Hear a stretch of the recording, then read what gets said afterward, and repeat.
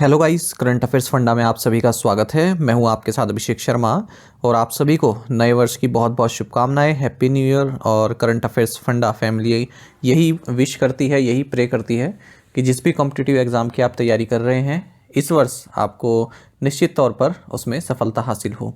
ठीक है, तो जुड़े रहिए और पढ़ते रहिए। तो 1 जनवरी 2025 तक के करंट अफेयर्स हम आज के सेशन में कवर करेंगे। अंत तक आप जरूर देखिएगा, काफ़ी कुछ आपको जानने के लिए मिलेगा।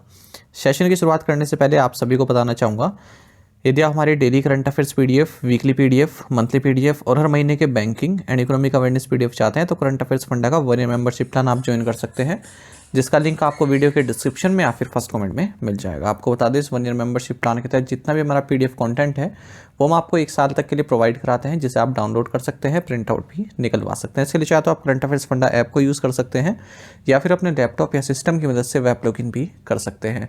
और कोई भी आपका एग्जाम हो, बैंकिंग, एसएससी, रेलवे या फिर स्टेट पीसीएस, जहाँ पर भी जनरल अवेयरनेस या फिर करंट अफेयर्स पूछे जाते हैं, सभी एग्जाम्स के लिए हमारा पीडीएफ कंटेंट काफ़ी यूज़फुल है। और अब तो हम आपको इसमें बैंकिंग, इसमें कैटेगरी वाइज क्विज भी प्रोवाइड करा रहे हैं। तो एक बार अगर आपने हमारे करंट अफेयर्स पढ़ लिए, उनके बाद इन क्विज को अटैम्प्ट किया, तो यकीन मानिए आपका करंट अफेयर सेक्शन काफ़ी स्ट्रॉन्ग हो जाएगा, काफ़ी अच्छा आप इसको कर पाएंगे अपने आने वाले एग्जाम में।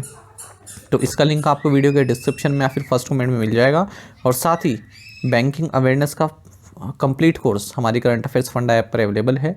टोटल 30 वीडियो लेक्चर्स और 30 पीडीएफ्स के साथ हमने complete banking awareness plus insurance plus Indian economy के की कंसेप्ट्स ये एक ही कोर्स में कवर कर दिए हैं।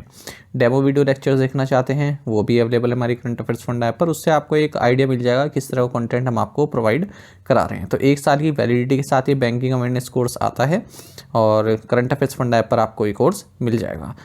न केवल बैंकिंग मेंस एग्ज़ाम, बल्कि अगर आप बैंकिंग इंटरव्यूज़ देते हैं, चाहे वो पीओ का हो या फिर किसी प्राइवेट बैंक में आप इंटरव्यू देते हैं, तो वहाँ पर जो बैंकिंग अवेयरनेस संबंधित क्वेश्चंस आपसे पूछे जाते हैं वो सब आपके इसी कोर्स में कवर हो जाएंगे। ठीक है, तो आप करंट अफेयर्स फंडा ऐप को इंस्टॉल कीजिए, लॉगिन कीजिए, वहाँ पर आपको ये दोनों ही कोर्स मिल जाएंगे। कोई भी जानकारी चाहते हैं किसी भी कोर्स संबंधित तो हमारा कस्टमर केयर नंबर है 8448169188। इस पर कॉल करें या फिर व्हाट्सएप करके भी जानकारी प्राप्त कर सकते हैं। तो चलिए फिर करते हैं शुरुआत इस वीडियो सेशन की। हमेशा की तरह क्वेश्चन ऑफ द डे से हम अपने सेशन की शुरुआत करेंगे। इसका आंसर आपको अभी कमेंट बॉक्स में करना होता है। पूछ रहे हैं कि सिमिलीपाल टाइगर रिजर्व किस राज्य में स्थित है। The Similipal tiger reserve is in which state. तो ऑप्शंस हैं उड़ीसा, झारखंड, उत्तर प्रदेश या फिर मध्य प्रदेश। तो जल्दी से आप आंसर कर दीजिए, फिर हम आगे बढ़ते हैं। और इसी तरह क्वेश्चन यदि आप प्रैक्टिस करना चाहते हैं तो हमें टेलीग्राम पर जरूर ज्वाइन करें। करंट अफेयर्स फंडा नाम से हमारा टेलीग्राम चैनल है।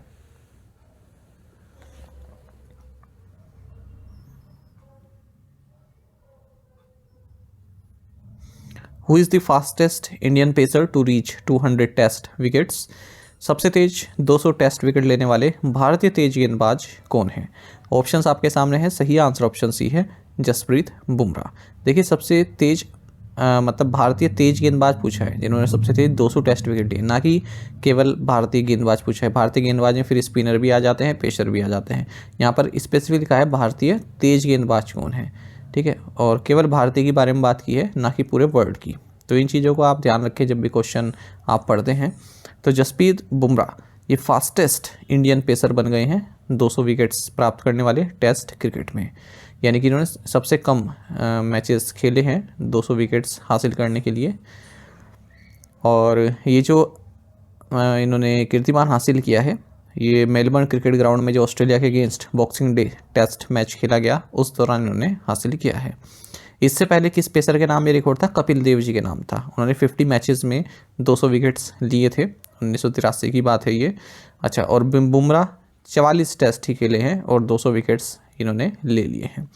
और अगर हम बात करें ओवरऑल इंडियन की, चाहे वो पेसर हो या फिर स्पिनर हो, उसमें ये जॉइंट सेकंड फास्टेस्ट इंडियन है जिन्होंने 200 टेस्ट विकेट लिए हैं रविंद्र जडेजा के साथ। ठीक है, मतलब रविंद्र जडेजा और बुमराह ने जो है दूसरे नंबर पर है अगर हम 200 टेस्ट विकेट की बात करें, क्योंकि रविचंद्रन अश्विन है ये पहले नंबर पर है। अभी हाल ही में रिटायर हुए ना ब्रिस्बेन टेस्ट के बाद, तो इन्होंने 200 टेस्ट विकेट लिए हुए हैं केवल 37 टेस्ट मैचेस में। अच्छा, अगर हम ओवरऑल बात करें पूरे वर्ल्ड में, तो पाकिस्तानी स्पिनर है याशिर शाह, ये फास्टेस्ट हैं जिन्होंने 200 टेस्ट विकेट लिए हुए हैं केवल 33 मैचेस में। और अगर हम पेसर्स की बात करें तो ऑस्ट्रेलिया के जो डेनिस लिली हैं, इन्होंने 38 टेस्ट मैचेस में 200 विकेट लिए हुए हैं। Which legendary Indian cricketer has accepted the honorary cricket membership at the Melbourne Cricket Club? किस महान भारतीय क्रिकेटर ने मेलबर्न क्रिकेट क्लब मानद क्रिकेट सदस्यता स्वीकार की? सही आंसर ऑप्शन डी है Sachin Tendulkar. Melbourne Cricket Club MCC ने अनाउंस किया है कि legendary Indian batter Sachin Tendulkar, इन्होंने MCC का जो इनविटेशन है उसको एक्सेप्ट कर लिया है कि ऑनरेरी क्रिकेट मेंबरशिप इनको दी जाएगी। 1838 में स्थापना हुई थी मेलबर्न क्रिकेट क्लब की, ऑस्ट्रेलिया में है ये। मेलबर्न क्रिकेट ग्राउंड को मैनेज और डेवलपमेंट का जिम्मा इसके पास है। तेंदुलकर, आपको बता दें, जो मेलबर्न क्रिकेट ग्राउंड है यहाँ पर इनका रिकॉर्ड है सबसे ज़्यादा रन का। 5 टेस्ट में 449 रन इन्होंने स्कोर किए हुए हैं 44.90 के एवरेज से। Which country ranks first in terms of the fastest mobile download speeds in the world? दुनिया में सबसे तेज मोबाइल डाउनलोड स्पीड के मामले में कौन सा देश पहले स्थान पर है? ऑप्शंस आपके सामने हैं। सही आंसर ऑप्शन ए है UAE। तो स्पीड टेस्ट ग्लोबल इंडेक्स ने कंट्रीज़ को रैंकिंग दी है highest median mobile internet speed के मुताबिक, और फास्टेस्ट मोबाइल डाउनलोड स्पीड्स जो पूरे वर्ल्ड में रिकॉर्ड की गई है वो यूनाइटेड अरब अमीरात में की गई है। उसके बाद फिर कतर, फिर कुवैत, फिर बुल्गारिया, फिर डेनमार्क। वर्ल्ड का जो फास्टेस्ट इंटरनेट स्पीड्स है ये मिडिल ईस्ट और एशिया में सबसे ज़्यादा देखा गया है, और एवरेज से थोड़ा अबव यूनाइटेड स्टेट्स और रेस्ट ऑफ अमेरिकाज में देखा गया। भारत में 900 मिलियन इंटरनेट यूज़र्स हैं। वर्ल्ड का सेकंड बिगेस्ट ऑनलाइन मार्केट है भारत, चाइना के बाद। और अगर हम इस इंटरनेट स्पीड की बात करें तो भारत 25वें नंबर पर है ग्लोबली। यहाँ पर जो डाउनलोड स्पीड है 100.78 Mbps है, अपलोड स्पीड 9.08 Mbps और लेटेंसी 30 ms की। Jimmy Carter, who passed away at the age of 100, served as the 39th president of the United States. Jimmy Carter, जिनका 100 वर्ष की आयु में निधन हो गया, ने संयुक्त राज्य अमेरिका के 39वें राष्ट्रपति के रूप में कार्य किया है। देखिए 3 ऑब्वियसली काफ़ी महत्वपूर्ण है आपके आने वाले एग्जाम में। एक तो जिमी कार्टर, एक जाकिर हुसैन और एक डॉक्टर मनमोहन सिंह। तो इनके बारे में डिटेल से मैंने बताया है, उनको आप जरूर पढ़िएगा क्योंकि स्टेटमेंट क्वेश्चंस भी बन जाते हैं स्टेटमेंट बेस्ड। जिमी कार्टर जो US के 39th प्रेसिडेंट रहे, इनका निधन हो गया है 100 की एज में। 1977 से 1981 के बीच में US के प्रेसिडेंट रहे और सबसे लॉन्गर प्रेसिडेंट ये रहे हैं US के इतिहास में जो जीवित रहे। 2002 में अगर हम बात करें तो इन्हें नोबेल पीस प्राइज़ भी दिया गया था, क्योंकि नॉर्थ कोरिया और साउथ कोरिया के बीच में जो न्यूक्लियर टेंशन चल रही थी उनको इन्होंने ईज़ किया, यानी कि उनको निपटाया, उसको दूर किया। और US इन्वेट करने वाला था हैती को, वो भी इन्होंने अवर्ट किया। ठीक है, अवर्ट किया मतलब उसको भी इन्होंने उस पॉसिबिलिटी को इन्होंने दूर किया। और बोस्निया और सूडान के बीच में सीज़ फायर भी इन्होंने नेगोशिएट करवाया।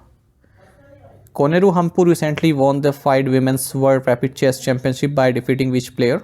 कोनेरू हम्पी ने हाल ही में किस खिलाड़ी को हराकर 5 महिला विश्व रैपिड शतरंज चैंपियनशिप जीती है? सही आंसर ऑप्शन बी है इरेन सुकंदर। तो ग्रैंड मास्टर कोनेरू हम्पी, ये आप सभी जानते हैं चेस से संबंधित है, ग्रैंड मास्टर हैं भारत की। इन्होंने इरेन सुकंदर को हराया है जो कि इंडोनेशिया की हैं, और 5 women's world rapid chess championship जीत ली है न्यूयॉर्क में। और 2019 में भी जीती थी इन्होंने जॉर्जिया में सेम चैंपियनशिप। और इकलौती दूसरी प्लेयर हैं चाइना की जू वेनजून के बाद जिन्होंने एक से ज़्यादा बार ये चैंपियनशिप जीती है। सितंबर में भारत ने फर्स्ट एवर गोल्ड मेडल्स भी जीते थे ओपन एंड विमेंस कैटेगरीज में चेस ओलंपियाड में, जो कि बुडापेस्ट में हुआ था। 2 और न्यूज़ देख लेते हैं स्पोर्ट्स से संबंधित। केरल ने चंडीगढ़ को हराकर senior national men's handball championship title जीत लिया है। Indian rider Hemant Mudappa Mantra racing से इन्होंने 15th नेशनल टाइटल जीत लिया है MMSC FMSCI Indian National Motorcycle Drag Racing Championship 2024 में। Who is the richest chief minister in India as per the ADR report? ADR report के अनुसार भारत के सबसे अमीर मुख्यमंत्री कौन है? सही आंसर ऑप्शन सी है C चंद्रबाबू नायडू। ठीक है, तो देखिए एक association for democratic reforms ADR report आई है, उसमें बताया गया कि आंध्र प्रदेश के जो चीफ मिनिस्टर हैं एन चंद्रबाबू नायडू, ये रिचेस्ट सबसे अमीर चीफ मिनिस्टर हैं भारत में, 931 करोड़ रुपए इनकी नेटवर्थ है। वेस्ट बंगाल की ममता बनर्जी पुअरेस्ट हैं, 15 लाख रुपए इनके पास नेटवर्थ है। और जो एवरेज एसेट पर चीफ मिनिस्टर है स्टेट असेंबलीज और यूनियन टेरिटरीज से, वो 52.59 करोड़ रुपीज़ हैं। यानी कि जो एवरेज अगर हम निकालें सब चीफ मिनिस्टर्स की टोटल एसेट का, टोटल एसेट्स जो 31 चीफ मिनिस्टर्स की हैं वो 1630 करोड़ रुपए हैं। इंडिया का जो per capita net national income है ये 1,85,854 रुपये है 2023-24 के लिए। और जो एवरेज सेल्फ इनकम है चीफ मिनिस्टर की ये 13,64,310 रुपये है ना, जो एवरेज सेल्फ इनकम है, यानी कि 7.3 टाइम्स है average per capita income of India. Arunachal Pradesh के जो पेमा खांडू हैं ये सेकंड रिचेस्ट चीफ मिनिस्टर हैं, उनके बाद फिर कर्नाटक के सिद्धरमैया आते हैं। जम्मू एंड कश्मीर के चीफ मिनिस्टर उमर अब्दुल्ला, 55 लाख रुपए इनकी एसेट है, ये सेकंड पुअरेस्ट हैं। पिनराई विजयन 1.18 करोड़ के बाद तीसरे नंबर पर हैं पुअरेस्ट सीएम के मामले में। ISRO's space docking experiment SpaDeX mission was launched using which rocket. ISRO का स्पेस डॉकिंग एक्सपेरिमेंट मिशन किस रॉकेट द्वारा लॉन्च किया गया? सही आंसर ऑप्शन बी है PSLV C60। तो इंडियन स्पेस रिसर्च ऑर्गेनाइजेशन ने successfully space docking experiment SpaDeX mission को लॉन्च किया है। तो PSLV C60 रॉकेट द्वारा लॉन्च किया गया। 2 स्मॉल सैटेलाइट्स सेंड की गई, STX-01 चेजर और STX-02 टारगेट। 24 पेलोड्स भी साथ में सेंड किए गए सतीश धवन स्पेस सेंटर हरिकोटा से। 15 मिनट के बाद जब लिफ्ट ऑफ हो गया, दोनों ही इसमें जो स्पेस क्राफ्ट हैं जिनकी 220 kg का वेट रहा, ये 475 किलोमीटर सर्कुलर ऑर्बिट में लॉन्च कर दिए गए। इस मिशन का जो सक्सेस है वो भारत को 4th कंट्री बना देगा इस वर्ल्ड में डॉकिंग टेक्नोलॉजी के बाद। रशिया के पास पहले से ही है, US के पास भी है और चाइना के पास भी है टेक्नोलॉजी। स्पेस डॉकिंग टेक्नोलॉजी का मतलब ये होता है कि मल्टीपल रॉकेट आप लॉन्च कर सकते हैं जिनका केवल एक ही ऑब्जेक्टिव हो, जिनका मिशन ऑब्जेक्टिव एक ही हो। SpaDeX is key to ISRO's future mission sample return from the moon and Indian on moon building and operation of the Bharatiya Antariksh station. तो इन सभी एप्लीकेशन में इस मिशन का यूज़ होने वाला है। Recently launched INS Surat is part of which naval project. हाल ही में लॉन्च किया गया INS सूरत किस नौसेना परियोजना का हिस्सा है? सही आंसर ऑप्शन डी है प्रोजेक्ट 15B। देखिए 2 वारशिप्स हैं, एक तो है डेस्ट्रॉयर सूरत, दूसरा है फ्रिगेट नीलगिरी। इनको इंडियन नेवी को डिलीवर किया गया है। तो ये शिप्स को डिज़ाइन किया गया warship design bureau of Indian Navy द्वारा और कंस्ट्रक्ट किया गया Mazagon Dock Shipbuilders Limited MDL के द्वारा। जो ये सूरत है वो यार्ड 12707 सूरत, ये 4th एंड फाइनल शिप है प्रोजेक्ट 15B, जो कि विशाखापट्टनम क्लास है, स्टील गाइडेड मिसाइल डिस्ट्रॉयर है और ये इंडियन नेवी की फर्स्ट AI इनेबल्ड वारशिप भी हैं। अगर हम बात करें नीलगिरी की यार्ड 12651 की, तो 7 P-17A फ्रेगेट्स बनाई जानी है, जिनमें से ये पहली है और MDL मुंबई और GRSC कोलकाता द्वारा इसको कंस्ट्रक्ट किया जा रहा है। What was the wage growth in the unincorporated non-agriculture sector in 2022-23? 2022-23 में अनिगमित गैर कृषि क्षेत्र में वेतन वृद्धि कितने प्रतिशत रही? सही आंसर ऑप्शन ए है 13%। देखिए annual survey of unincorporated sector enterprises release किया गया है। इसमें बताया गया कि लगभग 84 लाख इस्टेब्लिशमेंट्स और 1.1 करोड़ जॉब्स ऐड की गई अनइनकॉर्पोरेटेड नॉन एग्रीकल्चर सेक्टर में 2023-24 में, अक्टूबर से सितंबर में। अनइनकॉर्पोरेटेड नॉन एग्रीकल्चर सेक्टर में 13% का इंक्रीज़ देखने को मिला है अगर हम नॉमिनल वेजेस की बात करें 2023-24 में, और जो वेज ग्रोथ रही है वो 13% की रही है अनइनकॉर्पोरेट सेक्टर में। और अगर हम 2022-23 से बात करें तो उससे तो हायर ही रही है। नंबर ऑफ वर्कर्स जो अनइनकॉर्पोरेट सेक्टर में रिकॉर्ड किए गए वो 12.06 करोड़ रहे हैं 2023-24 में, यानी कि 10% हायर रहे हैं प्रीवियस ईयर से। और जो नंबर ऑफ इस्टेब्लिशमेंट हैं अदर सर्विसेज सेक्टर में वो 23.6% का ग्रोथ यहाँ पर देखने के लिए मिला है। मैन्युफैक्चरिंग सेक्टर में 13% इंक्रीज देखने के लिए मिला है। Out of total 12.06 crore workers 5.61 crore workers ये एम्प्लॉयड हैं रूरल एरियाज़ में और 6.45 करोड़ वर्कर्स एम्प्लॉयड हैं अर्बन एरियाज़ में। ग्रोस वैल्यू एडेड ग्रोथ जो हमारे देश के अनऑर्गेनाइज्ड एंटरप्राइजेस की है 16.5% रही है एज अगेंस्ट 16.1% प्रीवियस ईयर। अच्छा, लेबर प्रोडक्टिविटी में भी इंक्रीज देखने को मिला 2023-24 में। ग्रोस वैल्यू एडेड पर वर्कर 5.6% का इंक्रीज देखने को मिला है, जो कि 1.5 लाख रुपीस हो गया 2023-24 में। Total number of establishment in the sector increased substantially to 7.34 crore in 2023-24 from 6.5 crore in 2022-23। 12.8% की ग्रोथ देखने के लिए मिली है। Percentage of female owned proprietary establishment में भी इंक्रीज देखने मिला है 26.2% का 2023-24 में। ठीक है, तो ये सब डेटा आपको याद ही करना होता है। India's defence ministry signed a contract worth ₹1990 crore with which company for air independent propulsion. Bharat के रक्षा मंत्रालय ने वायु स्वतंत्र प्रणोदन के लिए किस कंपनी के साथ 1990 करोड़ रुपए के अनुबंध पर हस्ताक्षर किए? सही आंसर ऑप्शन डी है, मझगांव डॉक शिप बिल्डर्स। तो इंडिया की जो डिफेंस मिनिस्ट्री है, इन्होंने 1990 करोड़ रुपए का एक कॉन्ट्रैक्ट साइन किया है मझगांव डॉक शिप बिल्डर्स के साथ, ताकि इस तरह की टेक्नोलॉजी को डेवलप किया जाए जो कि सबमरीन को अंडर वाटर रखने में मदद करती है लंबे समय तक। तो इसके तहत air independent propulsion EIP plug को कंस्ट्रक्ट किया जाएगा। ये टेक्नोलॉजी DRDO द्वारा विकसित की गई है। साथ ही 870 करोड़ रुपए का एक MOU और साइन किया गया फ्रांस के नेवल ग्रुप के साथ electronic heavy weight torpedo system के लिए, जो कि कलवरी क्लास सबमरीन के लिए डेवलप किया जा रहा है DRDO के साथ मिलकर। Who has been appointed as the chairperson of the National Accreditation Board for Testing and Calibration Laboratories (NABL)? राष्ट्रीय परीक्षण और अंशशोधन प्रयोगशाला प्रत्यायन बोर्ड के अध्यक्ष के रूप में किसे नियुक्त किया गया? सही आंसर ऑप्शन बी है, Sandeep Shah.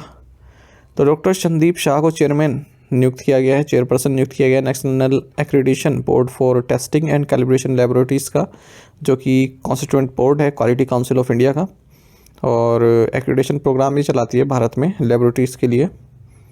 Where did the 18th edition of the joint military exercise Surya Kiran between India and Nepal take place?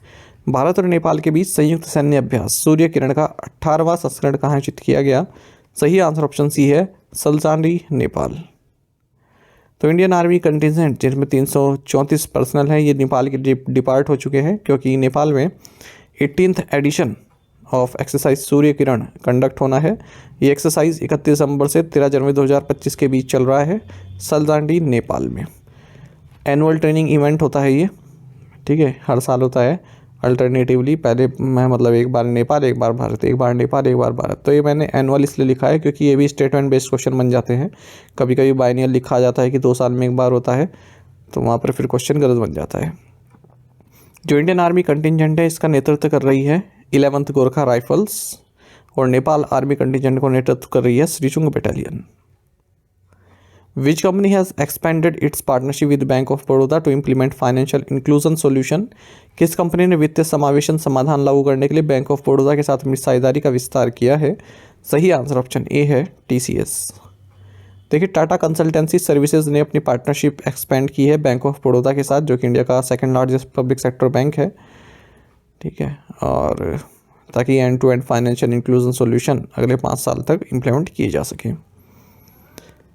As part of the extended deal, TCS ने कहा है कि हम अपना जो TCS financial inclusion gateway solution है बैंक ऑफ बड़ौदा के सिस्टम में डिप्लॉय करेंगे। How much fine did SEBI impose on Ebix Cash Limited and its promoter entity Ebix Inc? SEBI ने एबिक्स कैश लिमिटेड और इसकी प्रमोटर इकाई एबिक्स इंक पर कितना जुर्माना लगाया? सही आंसर ऑप्शन बी है, 6 लाख रुपए। तो कैपिटल मार्केट्स रेगुलेटर है सेबी ने 6 लाख रुपए का जुर्माना लगाया है एबिक्स कैश लिमिटेड और इसकी जो प्रमोटर एंटिटी है एबिक्स पर, क्योंकि ये अपना IPO लाने वाले हैं, इनिशियल पब्लिक ऑफरिंग, और इससे संबंधित जो नॉर्म्स हैं उनका अनुपालन इन्होंने नहीं किया है। तो सेबी ने यहाँ पर इंक्वायरी की थी और उन्होंने पाया कि उन्होंने वायलेशन किए हैं सेबी का जो ICDR है, यानी issue of capital and disclosure requirement rules, उनका इन्होंने वायलेट किया है। Which airline has launched the Zero Waste Airport project at Indore airport? किस एयरलाइन ने इंदौर हवाई अड्डे पर जीरो वेस्ट एयरपोर्ट परियोजना शुरू की है? सही आंसर ऑप्शन ए है, इंडिगो। तो इंडिगो ने अपने CSR इनिशिएटिव इंडिगो रीच के through Airports Authority of India and AAS foundation Indore के साथ मिलकर zero waste airport project launch किया है इंदौर एयरपोर्ट में।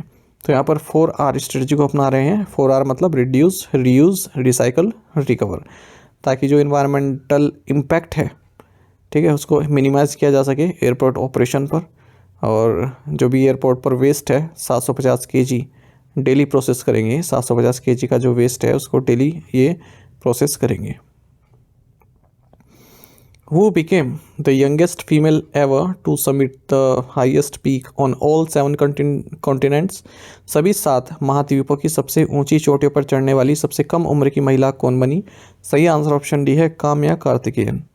तो काम्या कार्तिकेयन जो कि स्टूडेंट है नेवी चिल्ड्रन स्कूल मुंबई में, ये यंगेस्ट फीमेल बनी है जिन्होंने 7 कॉन्टिनेंट्स की सभी हाईएस्ट पीक को सबमिट किया है। 17 साल की हैं, एज याद रखिएगा, यही पूछा जाएगा एग्ज़ाम में। तो 7 कॉन्टिनेंट्स की जो हाईएस्ट पीक्स हैं उन पर चढ़ाई की हुई है।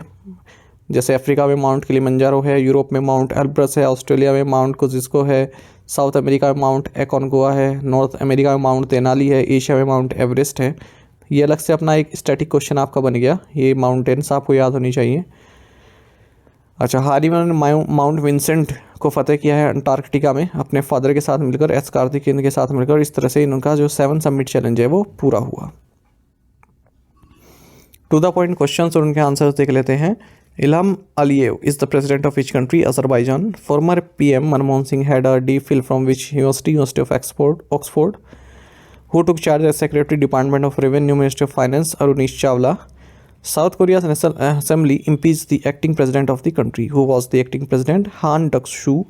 The Pawan Hans Limited is a joint venture of Government of India and which central public sector undertaking? Answer is ONGC। आप में से कई एस्पिरेंट से बिल्कुल सही आंसर किया है। इसी तरह से पार्टिसिपेट करते रहिए। चलिए आज के असाइनमेंट क्वेश्चंस देख लेते हैं जिनका आंसर आपको अभी कमेंट बॉक्स में करना है। When is the global family day celebrated? Muan international airport where a plane crash recently in which country? Who released Vikram Sampath's book Tipu Sultan the saga of the Mysore interregnum? The former CEO of Suzuki Motor who led the motor firm into India passed away on December 25. What is his name? Which state is planning to establish an economic policy research center in memory of former Prime Minister Manmohan Singh? In 5 questions के answer आपको comment box में करने हैं। यदि एक question का answer भी आपको आता है तो भी आप हमें कमेंट बॉक्स में अवश्य बताइएगा, ज़्यादा संख्या में। साथ ही करंट अफेयर्स फंडा को आप टेलीग्राम पर भी ज्वाइन कर लीजिए। करंट अफेयर्स फंडा नाम से हमारा टेलीग्राम चैनल है। Thank you guys.